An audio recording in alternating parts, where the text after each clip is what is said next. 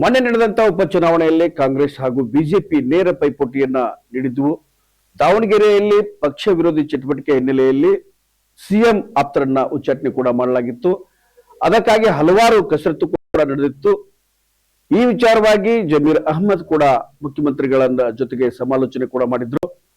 ಆದ್ರೆ ಅದೇ ಒಂದು ಸರತಿ ಸಾಲಿನಲ್ಲಿ ಬಾಗಲಕೋಟೆ ಜಿಲ್ಲೆಯ ಅದು ಕೂಡ ಹೊರತಾಗಿಲ್ಲ.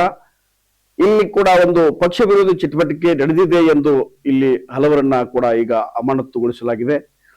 ಬಾಗಲಕೋಟೆಯಲ್ಲಿ ಯಾರನ್ನ ಅಮಾನತು ಮಾಡಲಾಗಿತ್ತು ಅಂತ ನೋಡೋದಾದ್ರೆ ಬಾಗಲಕೋಟೆ ಜಿಲ್ಲೆಯ ಕಮತಗಿ ಕಾಂಗ್ರೆಸ್ ಪಕ್ಷದ ವಿರೋಧಿ ಚಟುವಟಿಕೆಯನ್ನ ಮಾಡಿದ್ದಾರೆ ಅಂತ ಒಂದು ಆರೋಪಿಸಿ ಈಗ ಬಿಡಿಸಿಸಿ ಬ್ಯಾಂಕ್ನ ಮಾಜಿ ಉಪಾಧ್ಯಕ್ಷರಾಗಿರುವಂತಹ ಮುರುಗೇಶ್ ಕಡ್ಲಿಮಟ್ಟಿ ಹಾಗೂ ಪಟ್ಟಣ ಪಂಚಾಯಿತಿಯ ಮಾಜಿ ಅಧ್ಯಕ್ಷರಾಗಿರ್ತಕ್ಕಂಥ ರಮೇಶ್ ಜಮಖಂಡಿ ಮತ್ತು ಸದಸ್ಯ ಗುರು ಪಾಟೀಲ್ ಇವರುಗಳನ್ನ ಈಗ ಜಿಲ್ಲಾ ಅಧ್ಯಕ್ಷರಾಗಿರ್ತಕ್ಕಂತಹ ಎಸ್.ಜಿ. ನಂಜನಮಠ್ ಅವರು ಗುರುವಾರ 26ರಂದು ಅಮಾನತು ಮಾಡಿ ಆದೇಶವನ್ನ ಹೊರಡಿಸಿದ್ದಾರೆ.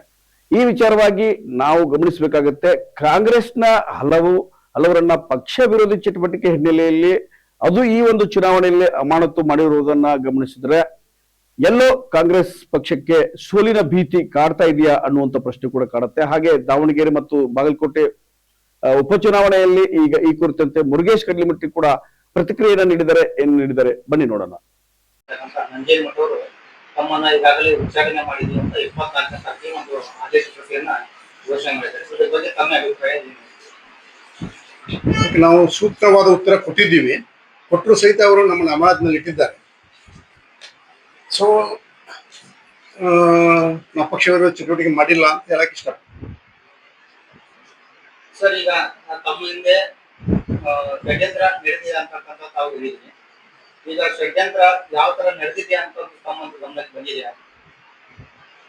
ಇದು ಮೇಲ್ನೋಟಕ್ಕೆ ಸ್ಪಷ್ಟವಾಗಿ ಕಾಣ್ತಾ ಇದೆ. ಏನು ಅಂತಂದ್ರೆ 2025ರಿಂದ ಒಂದು ಏನು ಕಮತಿ ಪಟ್ಟಣ ಪಂಚಾಯತಿ ಅಧ್ಯಕ್ಷರ ವಿಶ್ವಾಸದೊಂದಿಗೆ ಇದು ಪ್ರಾರಂಭವಾಗಿದೆ. ಅಲ್ಲಿಂದ ಇಲ್ಲಿವರೆಗೆ ಮುಂದುವರೆದ ಭಾಗ. ಈಗ ಅವ್ರು ನಿರಾಳವಾಗಿದ್ದಾರೆ ಅಂತ ಅನ್ಸುತ್ತೆ ಉಚ್ಚಾಟನೆ ಮಾಡಿ.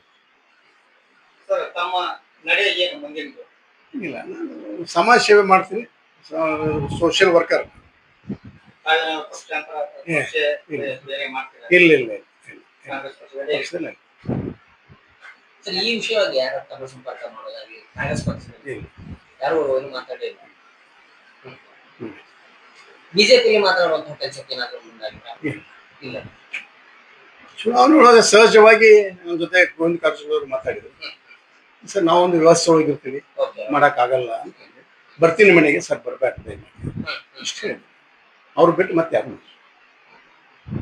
ಸರ್, ಎಲ್ಲೋ ಒಂದ್ ಕಡೆ ಗೋವಿಂದ ಕಾರಜೋಳ ಅವರು ನಿಮ್ಗೆ ಫೋನ್ ಮಾಡಿರೋದು, ನಿಮ್ಮ ಸಹಚರಿಗೆ ಏನೋ ಮಿಸ್ ಅಂಡರ್ಸ್ಟ್ಯಾಂಡಿಂಗ್ ಮಾಡ್ಕೊಂಡ್ರೆ ಯಾರು?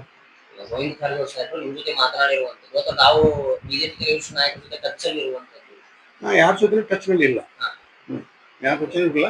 ಏನು ಅಂದ್ರೆ ಸ್ವಾಭಾವಿಕ ಒಂದು ರಾಜಕೀಯ ವ್ಯವಸ್ಥೆ. ಏನು ಅಂತಂದ್ರೆ ನಮ್ಮನ್ನ ಕಾಂಗ್ರೆಸ್ನವರು ಪಕ್ಷದವರು ಭೇಟಿಯಾಗಿಲ್ಲ ಅಂದ ಬೆಳಕು ವಿರೋಧ ಪಕ್ಷದವರು ಸಹಜವಾಗಿ ಮಾತಾಡ್ತಾರೆ. ಇಷ್ಟೇ ನಡೆದಿರೋ ಅಷ್ಟೇ. ಅದ್ರ ಹೊರತು ಯಾವುದೋ ಒಂದು ಅವ್ರ ಜೊತೆ ಸಂಪರ್ಕದಾಗಲಿ ಅವ್ರ ಜೊತೆ ಭೇಟಿ ಆಗ್ಲಿ ಇಲ್ಲ. ಸರಿ, ಮುಖ್ಯವಾಗಿ ತಾವು ಹೇಳುವ ತಾತ್ಪರ್ಯ ಏನಂತಂದ್ರೆ, ಮುಖ್ಯವಾಗಿ ಇಲ್ಲಿ ಕಾಂಗ್ರೆಸ್ನ ಮುಂಚೂಣಿ ನಾಯಕರೇ ತಮ್ಮನ್ನ ತಾತ್ಸಾರ ಮನೋಭಾವದಿಂದ ನೋಡಿ ಆ ನಿಟ್ಟಿನಲ್ಲಿ ಹಿಂದಿಡುವಂತಹ ಕೆಲಸಕ್ಕೆ ಮುಂದಾದ್ರು. ಇದೊಂದು ನಮ್ಮನ್ನ ಭೇಟಿ ಮಾಡಿಸ್ಬೇಕು ಅನ್ನುವಂತ ಒಂದು ಹೊರಗಿದ್ರು ಸಹಿತ ಭೇಟಿ ಮಾಡಿಸಬಾರ್ದು ಅನ್ನೋಂತ ಒಂದು ಹೊರಗಡೆ ಐತಿ.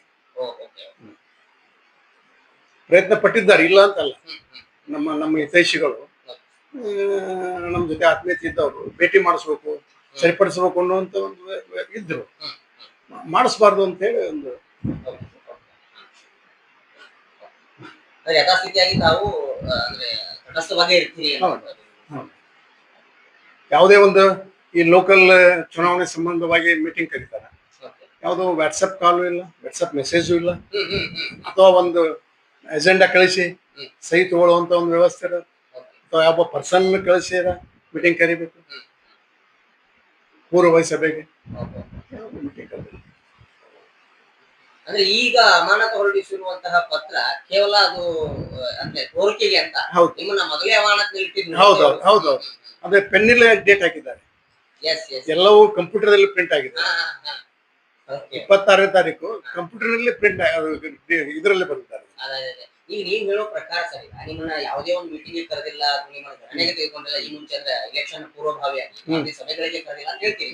ಸೊ ಆ ನಿಟ್ಟಿನಲ್ಲಿ ತಾವು ನೋಡೋದಾದ್ರೆ ಎಲ್ಲೋ ಒಂದು ಕಡೆ ಇದು ಪೂರ್ವ ನಿಯೋಜಿತ ಅಂತ ನಿಮ್ಮನ್ನ ಅಲ್ಲ, ಏನು ಅಂದ್ರೆ ಒಂದ್ ವಿಚಾರ, ಕರೆದ್ರು ಫಾರ್ಮಾಲಿಟೀಸ್, ಲೋಕಲ್ದವ್ರು ಯಾರು ಕರೆದಿಲ್ಲ.